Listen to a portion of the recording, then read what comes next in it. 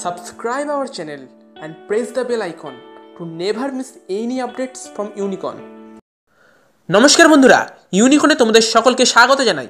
তো গাইস, আজ এই ভিডিওতে আমরা নেক্সট সিজন আইএসএল এর জন্য এটিকে এবং অন্যান্য আইএসএল টিমগুলোর যে সমস্ত ট্রান্সফার নিউজগুলো আমাদের সামনে আসছে সেগুলোর ব্যাপারে আলোচনা করব।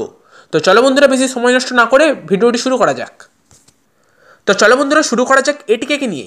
তো প্রথমে এটিকে নিয়ে যে খবরটি আমার কাছে আছে সেটা এটিকে ফ্যানেদের জন্য একটি দুঃখের খবর, কারণ এটিকের ব্রাজিলিয়ান স্ট্রাইকার এভারটন স্যান্টোস এই সিজনের জন্য পুরোপুরি ছিটকে গিয়েছেন। মানে আইএসএল তো আর নয়, পরবর্তী সুপার কাপেও এটিকের হয়ে এভারটন স্যান্টোসকে আর খেলতে দেখতে পাওয়া যাবে না। তো এখন এভারটন স্যান্টোস ব্রাজিলে ফিরে গিয়েছেন এবং আইএসএল এর এফসি গোয়া ম্যাচে এভারটন স্যান্টোস চোট পেয়েছিলেন এবং তার চোটটা যে গুরুতর সেটা সেই সময় দেখেই বোঝা গিয়েছিল।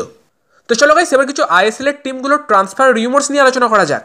তবে এগুলো নিয়ে আলোচনা করার আগে তোমাদের আমি আবার বলে দিতে চাই যে এগুলো সবই এখন বর্তমানে ট্রান্সফার রিউমার্স, অর্থাৎ কোনো কনফার্ম সাইনিং নয় এবং ভবিষ্যতে এই সাইনিংগুলো হতেও পারে আবার নাও হতে পারে।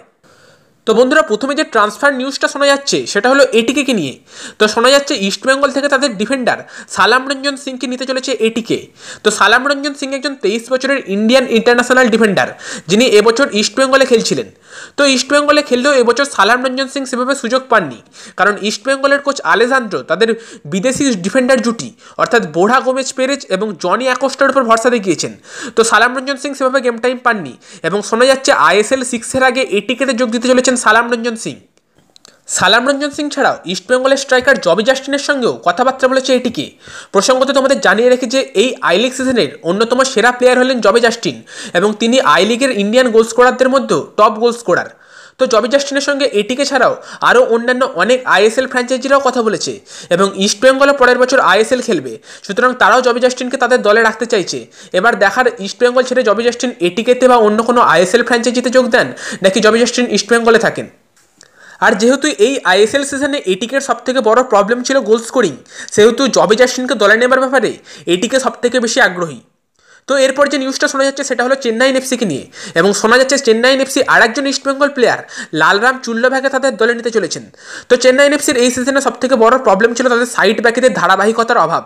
তো গত বছর যখন চেন্নাইন এফসি চ্যাম্পিয়ন হয়েছিল তখন তাদের দুই সাইড ব্যাক জেরি এবং ইনিগো ক্যালদেরন দারুণ পারফরমেন্স দিয়েছিলেন, কিন্তু এবছর জেরি এবং ইনিগো ক্যালদেরন দুজনেই সেভাবে খেলতে পারেননি এবং ফলস্বরূপ চেন্নাইন এফসি লিগ টেবিলের শেষে আছে।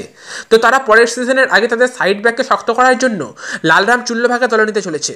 যদিও লালরাম চুল্লভার সাথে চেন্নাইন এফসির কথাবার্তা চলেছে, এখনও কোনো সাইনিং কনফার্ম হয়নি। তো দেখা যাচ্ছে যে আইএসএল টিমগুলি পরের সিজনের জন্য মেনলি ইস্টবেঙ্গল প্লেয়ারদের টার্গেট করেছেন এবং এই তিনজনের রিমোটস ছাড়াও শোনা যাচ্ছে নর্থ ইস্ট ইউনাইটেড এফসি ইস্টবেঙ্গলের আরও দুজন প্লেয়ার তাদের কোস্টারিকান ডিফেন্ডার জনি অ্যাকোস্টা এবং মিডফিল্ডার লালদান মইয়ার আলতের সঙ্গে কথাবার্তা বলেছে। যদিও তাদের মধ্যে কথাবার্তা এখনও বেশি দূর এগোয়নি, তবে ভবিষ্যতে কী হবে তা কেউ জানে না। তবে আমার মনে হয় ইস্টবেঙ্গল ম্যানেজমেন্টও তাদের প্লেয়ারদের ধরে রাখার জন্য একটা শেষ চেষ্টা করবে, কারণ আমি যতদূর জানি ইস্টবেঙ্গল পরের বছর আইএসএলে খেলবে এবং আইএসএলে খেলার জন্য ইস্টবেঙ্গল ম্যানেজমেন্ট একটি ভালো দল তৈরি করতে চাইবে, সুতরাং তারা তাদের প্লেয়ারদের এত সহজে অন্য টিমের কাছে ছেড়ে দেবে না।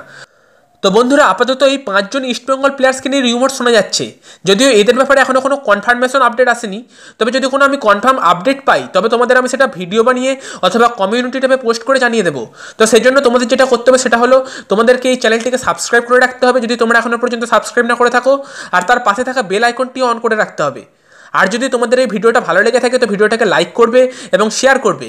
আর বন্ধুরা, তোমরা এই রিউমার্সগুলো নিয়ে তোমাদের মতামত চাইলে কমেন্ট বক্সে জানাতে পারো। তো চলো বন্ধুরা, আজকের মতো এই ভিডিও এই পর্যন্তই। দেখা হবে পরের ভিডিওয়ে। Bye bye, have a good day.